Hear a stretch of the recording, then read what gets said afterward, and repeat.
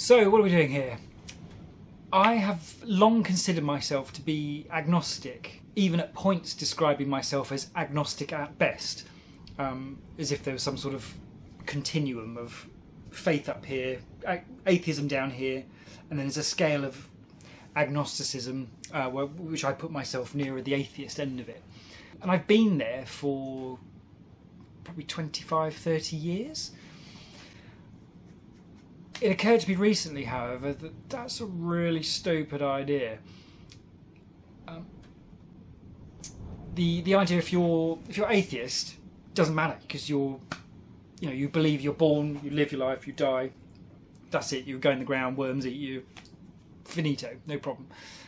Well, I suppose it is a problem, but it's not a problem in terms of you needing to do anything in life because you were put here to do something.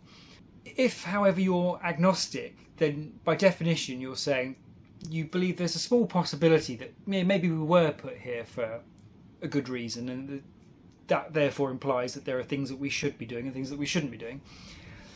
And in terms of Christianity, obviously there's some pretty clear guidelines, or maybe not that clear, we'll find out. But there are some guidelines on what you should be doing. So if you're saying there's a small possibility you think that might be right, i.e. you're agnostic, not atheist, and then you do nothing about it for 25 or 30 years, that is really dumb. You're just basically gambling with being hit by a bus one day, walking up to the pearly gates and not being let in because you didn't bother to actually get to grips with that question and decide. Agnosticism in that respect is obviously therefore supposed to be a transitional state, so you're either on the route to being an atheist or to believing that we are put here for a reason. So yeah, oddly, I suddenly realise how lazy I've been, that I sort of shove it to the back of my mind. Yeah, I'm agnostic at best, I'm not going to think about it. So this is what I'm coming here to think about it, basically. In terms of my background, I grew up in a vicarage, to the extent I grew up at all. My father was the vicar. I grew up with a sort of a soft faith, I guess, in the sense that I was brought up to believe in Santa Claus and to go to church and to believe all that stuff we were all singing about and all the rest of it. Trouble is the questions become more sophisticated as you get older.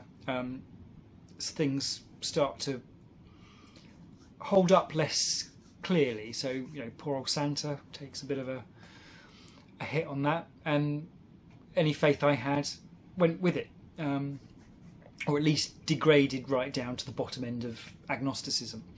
It's a tricky one, of course, because you get in. I found I got into my late teens, and for some time at that point, the evidence for Santa Claus was thin, should we say?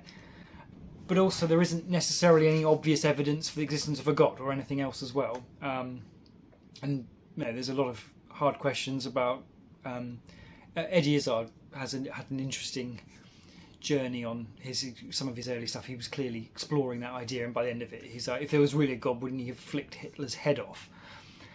And it's a fair question, an interesting one. And that is a challenge. So you're supposed to believe in all this stuff, but yet is there any evidence for it?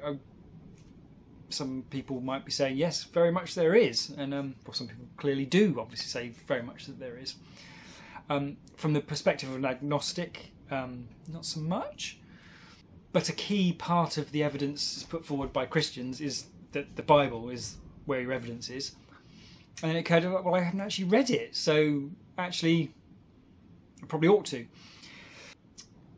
The plan with these videos is that I'm going to basically read the whole Bible. I'm going to read a little chunk at a time because I've started and it's not the easiest read in the world. I'm going to take a chunk, then come and record my thoughts on it, and just keep working through until I've done the whole thing. That obviously begs the question of why would I be filming it, for which there are basically two reasons. The first being, in terms of how I work, if I have a proper structured project, then that'll help me to stay on track with it and not just, read the first 3 books, go, this is a bit weird, and just not bother. And the second part, maybe this will be useful to someone else going on the same journey from agnosticism to trying to find which way we're going, which direction, which fork in the road. Are we going off to atheism? Are we going off to having faith? It's an interesting unknown in terms of where it's going to end up in that respect. But whilst I don't want it to hurt anyone's faith, that's certainly not my intention at all. I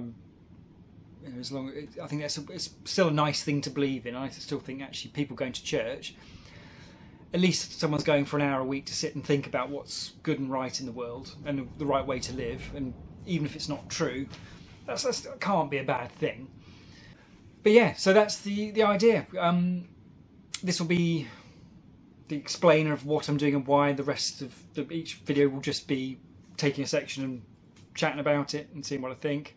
First impressions, it's going to be a tricky start. I think the New Testament looks more interesting than the Old, but then it is compiled in a certain way for a reason, clearly.